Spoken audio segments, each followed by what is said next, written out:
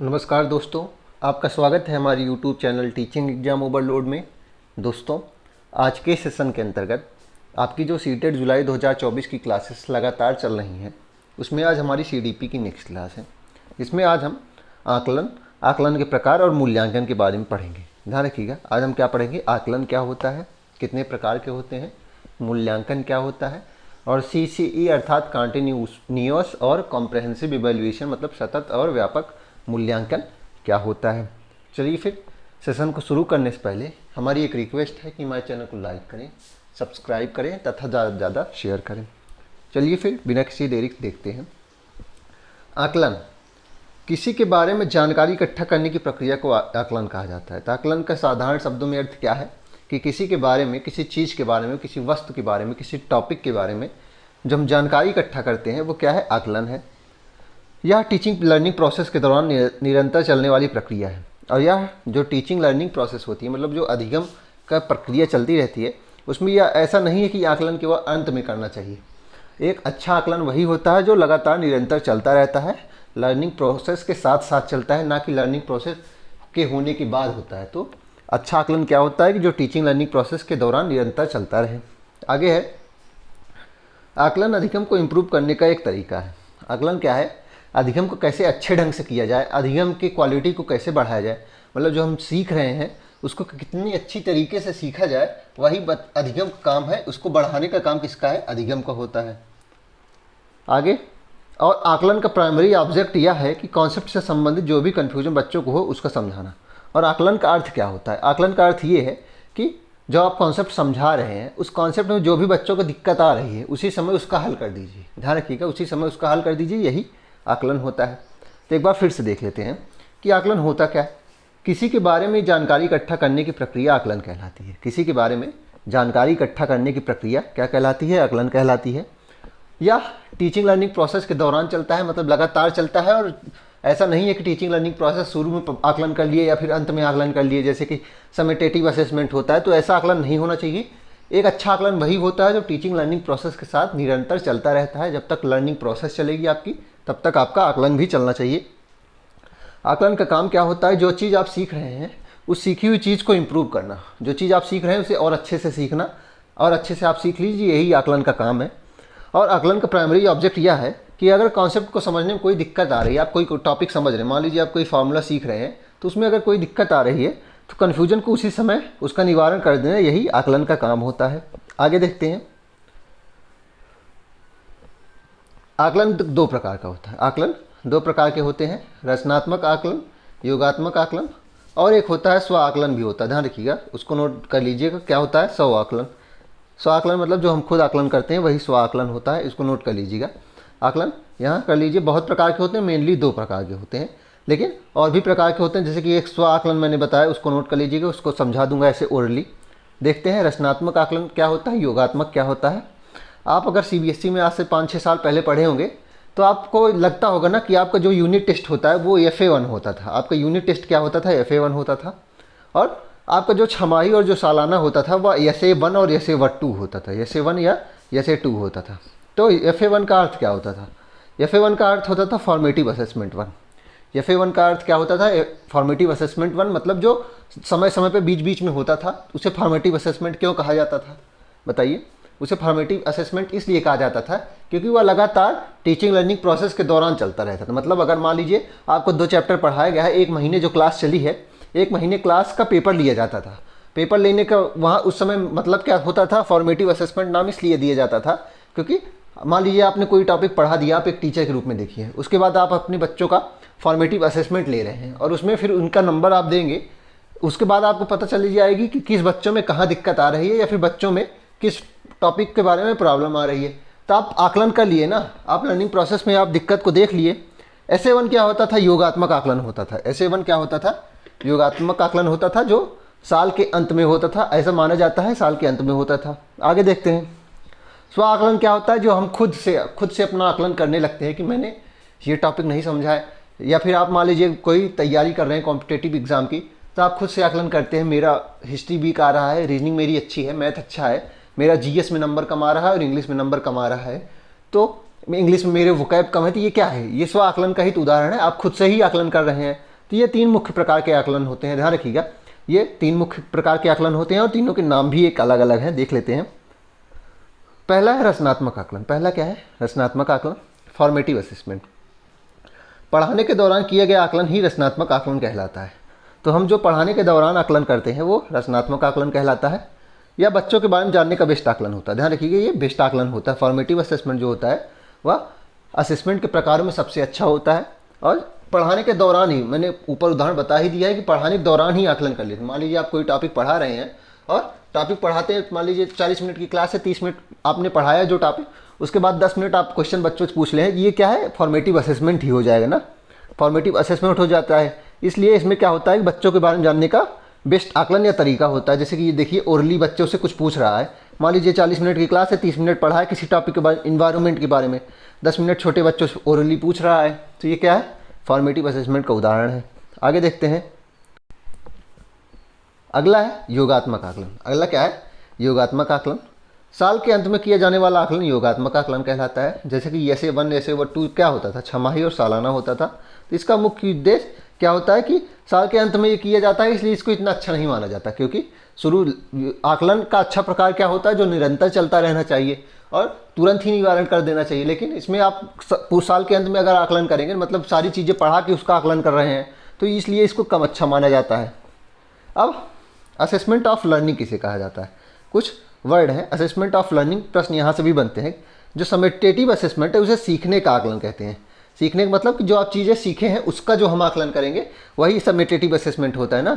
इसलिए समेटेटिव असेसमेंट को assessment of learning कहा जाता है। क्यों कहा जाता है? क्योंकि समेटेटिव असेसमेंट जो पेपर होता है उसमें होता क्या है, साल के अंत में होता है, उसमें पूछा क्या है, उसमें उसका मकसद क्या होता है, उसका कराने का वो क्या होता है, उद्देश्य क्या होता है। तो समेटेटिव असेसमेंट पेपर का उद्देश्य ये होता है कि बच्चों ने जो लर्निंग की है उसका हम आकलन करेंगे कि बच्चों ने लर्निंग कैसे की है, बच्चों ने लर्निंग कैसे की है, इसलिए असेसमेंट ऑफ लर्निंग इसे कहा जाता है। अब फॉर्मेटिव असेसमेंट को क्या कहा जाता है? फॉर्मेटिव असेसमेंट को असेसमेंट फॉर लर्निंग कहा जाता है। क्यों? क्योंकि ये सीखने के लिए आकलन किया जाता है, मतलब इसमें आकलन इसलिए करते हैं हम ताकि बच्चा अच्छे ढंग से सीखता रहे। तो असेसमेंट फॉर लर्निंग क्यों होता है? सीखने के लिए आकलन होता है। अब दोनों में मतलब समझ लीजिए, असेसमेंट ऑफ लर्निंग क्या है कि सीखने का आकलन, मतलब आप जो चीज़ें सीखे हैं उसका आप आकलन कर रहे हैं, जो चीज़ सीखे हैं उसका आकलन कर रहे हैं। असेसमेंट फॉर लर्निंग मतलब फॉर्मेटिव असेसमेंट, इसमें क्या होगा कि आप जो चीज़ सीख रहे हैं उसके लिए आकलन, मतलब सीखना ही है इसलिए आकलन कर रहे हैं। तो बताइए दोनों में मोस्ट पॉजिटिव कौन सा हो जाएगा? सीखने का आकलन आप करेंगे तो आपके लिए अच्छा है कि सीखने के लिए आकलन करेंगे। तो सीखने के लिए जब हम आकलन करते हैं तो वो सबसे अच्छा होता है, इसलिए फॉर्मेटिव असेसमेंट या फिर असेसमेंट फॉर लर्निंग सबसे अच्छा होता है। इसकी ट्रिक है, पूछ लेता है कि असेसमेंट फॉर लर्निंग किसे कहा जाता है। ट्रिक क्या है? ट्रिक ये है इसकी कि फॉर आया यहाँ फॉर्मेटिव, फॉर से formative, assessment for learning, for से फॉर्मेटिव आ गया और फॉर से ही असेसमेंट फॉर लर्निंग हो गया। अगला आपको याद ही जाएगा, दूसरा असेसमेंट ऑफ लर्निंग हो जाता है। तीसरा एक है असेसमेंट एज लर्निंग। तीसरा क्या है? असेसमेंट एज लर्निंग अर्थात सेल्फ असेसमेंट।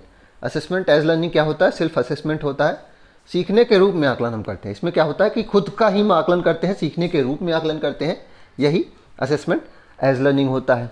आगे देखते हैं, इवैल्यूएशन क्या होता है?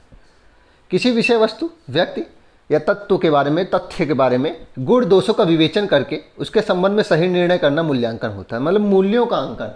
मूल्यों का अंकन इसका 2 शब्द से बना है मूल्यांकन। मतलब इसमें क्या है, मान लीजिए कोई टॉपिक पढ़ रहे हैं, टॉपिक के गुण को आप देख लिए, टॉपिक के दोषों को देख लिए, उसके बाद उसके संबंध में अपनी जो विचारधारा आप बनाएंगे कि ये चीज़ ऐसी है, ठीक है, गलत है, ये चीज़ कठिन है या सरल है, ये चीज़ स्वास्थ्य के लिए अच्छी है या हानिकारक है। तो जो भी आपकी जो विचारधारा बनेगी उसको इस बारे में जो निर्णय लेते हैं वो क्या कहलाता है? मूल्यांकन कहलाता है। यह मात्रात्मक होता है और गुणात्मक भी होता है। मतलब इसमें आप क्या है, संख्यात्मक भी हो सकता है, गुणात्मक तो होता ही है, मात्रात्मक और गुणात्मक दोनों होता है। देख लेते हैं आगे। जैसे देखिए इवैल्यूएशन, इसमें क्या है कि गुड, बैड या एवरेज। इसमें क्या है कि इसमें देखिए अब इसमें क्या दिया गया है, गुड, बैड, एवरेज में से एक टिक किया गया है। तो मान लीजिए आप एवरेज है तो एवरेज पे टिक किया गया है, बैड नहीं है तो बैड पे नहीं। तो ये क्या है, मात्रात्मक है कि गुणात्मक है? इसमें मात्रा तो है नहीं, तो इसमें ये क्या है, गुणात्मक है। लेकिन मात्रात्मक भी हो सकता है ना। मात्रात्मक कैसे हो गया कि 10 में से 9 रेटिंग आप दे रहे हैं। मान लीजिए किसी टॉपिक के बारे में आपको पूछना है बच्चे से कि आपको मैं 10 में से रेटिंग दे रहा हूँ, आप कितना देंगे कि आपकी टॉपिक समझ में आया। तो वो बोलेगा 10 में से हम 9 स्टार देंगे या 5 में से 4 स्टार देंगे। तो ये क्या है, मात्रात्मक हो जा रहा है। तो इवैल्यूएशन क्या होता है, मात्रात्मक और गुणात्मक दोनों होता है। अब कंटिन्यूअस और कॉम्प्रहेंसिव इवैल्यूएशन देखते हैं, CCE, जो कुछ सालों पहले तक CBSE ने लागू किया था, शायद अब नहीं है, लेकिन CBSE ने 2015, 16, 17 के बीच में इसको लागू किया था, CCE, कंटिन्यूअस और कॉम्प्रहेंसिव इवैल्यूएशन। देख लेते हैं। राष्ट्रीय शिक्षा नीति 1986 के अनुसार सतत और व्यापक मूल्यांकन, जिसमें हम मूल्यांकन के शैक्षिक और गैर शैक्षिक दोनों पहलू शामिल होते हैं और जो शिक्षा की संपूर्ण अवधि के लिए हो पर जोर देती है। मतलब इसमें 2 शब्द आ रहे हैं, देखिए इसमें सतत शब्द आ रहा है, व्यापक। सतत का अर्थ क्या होता है, लगातार। सतत का अर्थ क्या होता है, लगातार।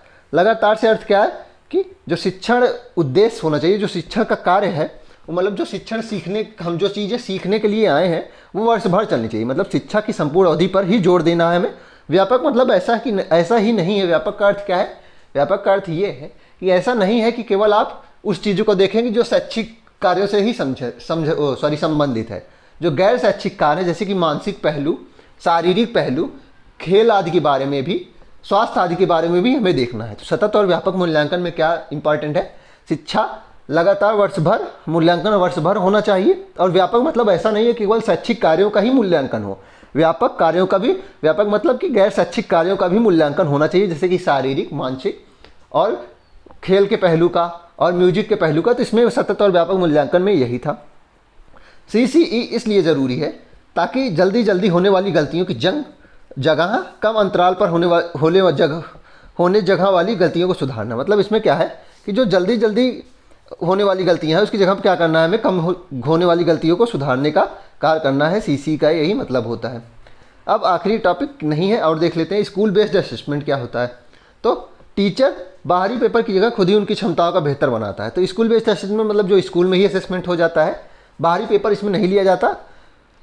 स्कूल में जो अध्यापक होते हैं वही उनकी क्षमताओं को बेहतर बनाते हैं और उनको असेसमेंट करते हैं, उनका आकलन करते हैं। गत्यात्मक आकलन क्या होता है, गत्यात्मक मूल्यांकन क्या होता है, यह बच्चों की विशिष्ट अधिगम आवश्यकताओं को समझने में हेल्प करता है। तो मतलब लगातार चलता रहता है, डायनेमिक होता है, थोड़ा स्पीड में होता है। तो जो विशिष्ट अधिगम आवश्यकता होती है, जो मतलब ये विशिष्ट बालकों में ही हो सकता है। प्रश्न क्या बनता है कि विशिष्ट बालकों में किस प्रकार का आकलन करना चाहिए।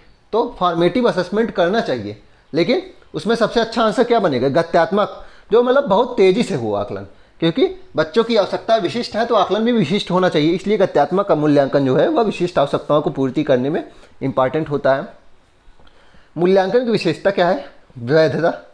वैध मूल्यांकन वह होता है जो वास्तव में उस बात का परीक्षण करे जिसके बारे में वह जानना चाहता है। मतलब वैधता क्या है, मतलब मूल्यांकन जिस लिए बनाया गया है उस चीज़ को मूल्यांकन कर, अगर वह कर दे, उस बात का वो पता लगा ले, तो वो वैध मूल्यांकन होगा, नहीं तो अवैध मूल्यांकन होगा। विश्वसनीयता क्या है, विभिन्न परंतु एक जैसी परिस्थितियों में, मतलब विश्वसनीयता क्या है कि मान लीजिए एक बच्चे को एक प्रश्न दिए हैं, तब मूल्यांकन का वही रिजल्ट आना चाहिए जब दूसरे बच्चों को ही हम वही क्वेश्चन दें। मतलब विभिन्न स्थिति में, लेकिन प्रश्न जो है विभिन्न परंतु एक जैसी परिस्थितियों में किसी प्रश्न, परीक्षण या परीक्षा का उत्तर पूर्णतः एक ही प्रकार का होगा, तो ऐसा मापन विश्वसनीयता कहलाता है। तो मतलब विभिन्न परिस्थिति हो लेकिन प्रश्न जो हो, विभिन्न प्रश्न हो लेकिन परिस्थिति एक जैसी हो, तो उत्तर क्या हो, एक ही प्रकार का होगा। तो क्या होगा कि मापन हमारा विश्वसनीय होगा। आगे देख लेते हैं कि आकलन और मूल्यांकन का प्राथमिक उद्देश्य बच्चों के अधिगम को बढ़ावा देना है तथा उनका चहुमुखी विकास करना है। तो चहुमुखी विकास करना ही CCE का भी उद्देश्य है, आकलन का भी उद्देश्य है, असेसमेंट फॉर लर्निंग अर्थात फॉर्मेटिव असेसमेंट का भी उद्देश्य होता है। चलिए फिर इसी के साथ आज के सेशन को हम समाप्त करते हैं। आशा करता हूँ कि आपको ये असेसमेंट और मूल्यांकन की क्लास पसंद आई होगी। अगर आप इसी तरह की अन्य क्लासेस भी देखना चाहते हैं तो हमारे YouTube चैनल को लाइक करें, सब्सक्राइब करें तथा ज़्यादा से ज़्यादा शेयर करें। साथ ही अगर आप इसकी PDF प्राप्त करना चाहते हैं तो हमारे टेलीग्राम चैनल का लिंक डिस्क्रिप्शन बॉक्स में है, आप उसको ज्वाइन कर लीजिए, आपको सारी PDF वहीं मिलेंगी। चलिए फिर, धन्यवाद।